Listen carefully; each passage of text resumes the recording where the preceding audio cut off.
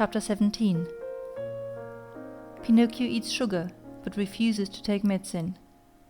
When the undertakers come for him, he drinks the medicine and feels better. Afterwards he tells a lie, and in punishment his nose grows longer and longer. As soon as the three doctors had left the room, the fairy went to Pinocchio's bed and, touching him on the forehead, noticed that he was burning with fever. She took a glass of water, put a white powder into it, and handing it to the marionette, said lovingly to him, "Drink this, and in a few days you'll be up and well." Pinocchio looked at the glass, made a wry face, and asked in a whining voice, "Is it sweet or bitter?" "It is bitter, but it is good for you." "If it is bitter, I don't want it." "Drink it." "I don't like anything bitter." "Drink it, and I'll give you a lump of sugar to take the bitter taste from your mouth." "Where's the sugar?" "Here it is," said the fairy, taking a lump from a golden sugar bowl. "I want the sugar first, then I'll drink the bitter water." "Do you promise?" "Yes." The fairy gave him the sugar, and Pinocchio, after chewing and swallowing it in a twinkling, said, smacking his lips, "If only sugar were medicine! I should take it every day." "Now keep your promise and drink these few drops of water. They'll be good for you." Pinocchio took the glass in both hands and stuck his nose into it. He lifted it to his mouth and once more stuck his nose into it. "It is too bitter, much too bitter. I can't drink it." "How do you know when you haven't even tasted it?" "I can imagine it. I smell it. I want another lump of sugar, then I'll drink it." The fairy, with all the patience of a good mother, gave him more sugar, and again handed him the glass. "I can't drink it like that," the marionette said, making more wry faces. "Why?" "Because that feather pillow on my feet bothers me." The fairy took away the pillow. "It's no use. I can't drink it even now." "What's the matter now?" "I don't like the way that door looks. It's half open." The fairy closed the door. "I won't drink it!" cried Pinocchio, bursting out crying. "I won't drink this awful water. I won't! I won't! No, no, no, no!" "My boy, you'll be sorry." "I don't care." "You are very sick." "I don't care." "In a few hours the fever will take you far away to another world." "I don't care." "Aren't you afraid of death?" "Not a bit. I'd rather die than drink that awful medicine." At that moment the door of the room flew open, and in came 4 rabbits as black as ink, carrying a small black coffin on their shoulders. "What do you want from me?" asked Pinocchio.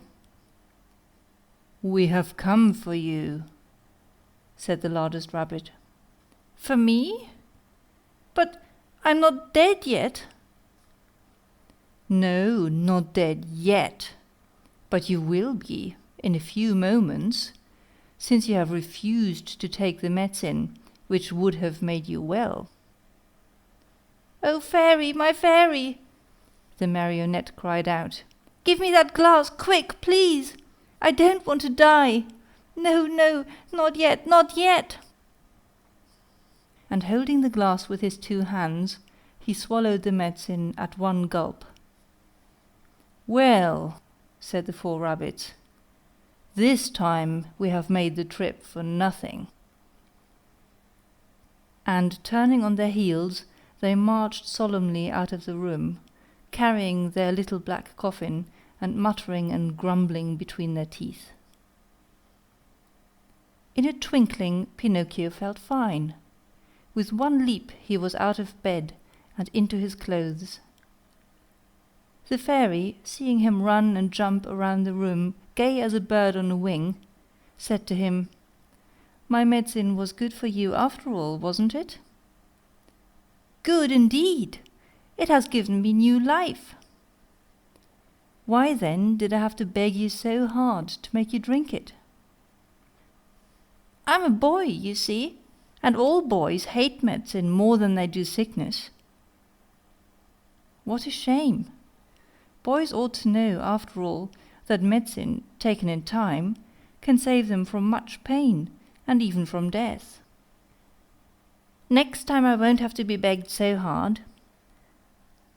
I'll remember those black rabbits with the black coffin on their shoulders, and I'll take the glass and poof! Down it will go. Come here now, and tell me how it came about that you found yourself in the hands of the assassins." "It happened that Fire Eater gave me 5 gold pieces to give to my father, but on the way I met a fox and a cat, who asked me, 'Do you want the 5 pieces to become 2,000?' And I said, 'Yes.' And they said, 'Come with us to the Field of Wonders.' And I said, 'Let's go.' Then they said, 'Let us stop at the Inn of the Red Lobster for dinner, and after midnight we'll set out again.' We ate and went to sleep. When I awoke, they were gone, and I started out in the darkness all alone. On the road I met 2 assassins dressed in black coal sacks, who said to me, 'Your money or your life!' And I said, 'I haven't any money, for, you see, I had put my money under my tongue.' One of them tried to put his hand in my mouth, and I bit it off and spat it out. But it wasn't a hand, it was a cat's paw. And they ran after me, and I ran and ran, till at last they caught me, and tied my neck with a rope, and hanged me to a tree, saying, 'Tomorrow we'll come back for you, and you'll be dead, and your mouth will be open, and then we'll take the gold pieces that you have hidden under your tongue.'" "Where are the gold pieces now?" the fairy asked. "I lost them," answered Pinocchio, but he told a lie, for he had them in his pocket. As he spoke, his nose, long though it was, became at least 2 inches longer. "And where did you lose them?" "In the wood near by." At this second lie, his nose grew a few more inches. "If you lost them in the nearby wood," said the fairy, "we'll look for them and find them, for everything that is lost there is always found." "Ah, now I remember," replied the marionette, becoming more and more confused. "I did not lose the gold pieces, but I swallowed them when I drank the medicine." At this third lie, his nose became longer than ever, so long that he could not even turn around. If he turned to the right, he knocked it against the bed, or into the window panes. If he turned to the left, he struck the walls or the door. If he raised it a bit, he almost put the fairy's eyes out. The fairy sat looking at him and laughing. "Why do you laugh?" the marionette asked her, worried now at the sight of his growing nose. "I am laughing at your lies." "How do you know I'm lying?" "Lies, my boy, are known in a moment. There are 2 kinds of lies, lies with short legs and lies with long noses. Yours, just now, happen to have long noses."